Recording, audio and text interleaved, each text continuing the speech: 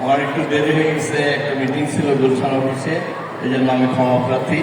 দীর্ঘক্ষণ আপনারা এখানে বসে আছেন।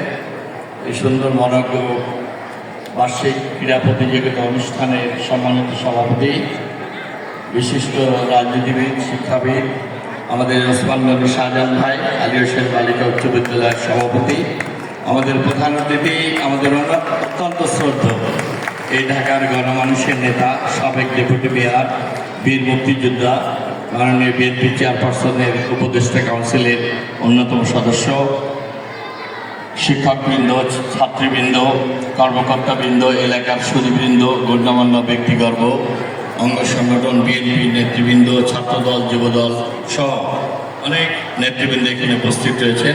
সবাইকে আন্তরিকভাবে ধন্যবাদ, কৃতজ্ঞতা জানাই।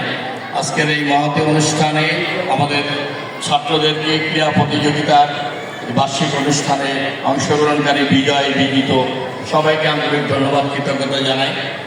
মেধার বিকাশে শারীরিক চর্চার প্রয়োজনীয়তা রয়েছে। আমাদের ছাত্রদেরকে, তরুণ প্রজন্মদেরকে আমরা জ্ঞানমুখী করব, আলোরমুখী করব।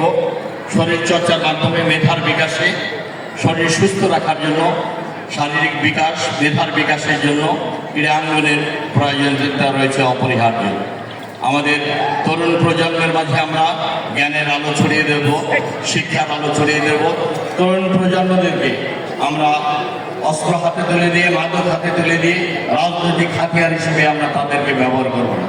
আমাদের তরুণ প্রজন্মকে সুনাগরিক হিসেবে আমরা গড়ে তুলব, যেন তারা উচ্চশিক্ষায় শিক্ষিত হয়ে ভবিষ্যৎ দেশ গড়ার কাজে মানুষের কল্যাণে আত্মনিয়োগ করতে পারে।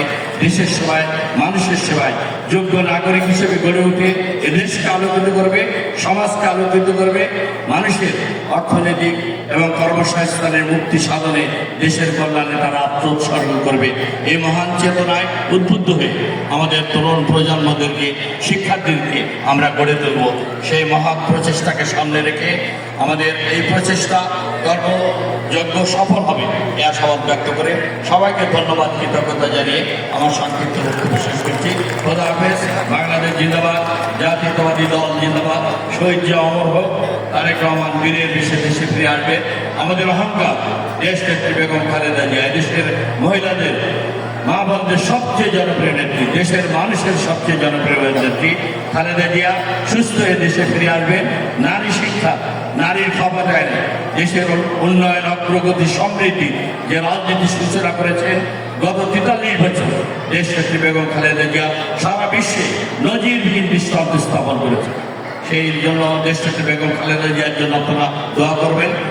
আমরা আশা করি তিনি সুস্থ হয়ে দেশে ফিরে আসবেন, এই আশাবাদ ব্যক্ত করে সবাইকে ধন্যবাদ জানিয়ে আমার বক্তব্য শেষ করছি। খোদা হাফেজ। বাংলাদেশ জিন্দাবাদ। অনেক ধন্যবাদ সুধীমণ্ডলী।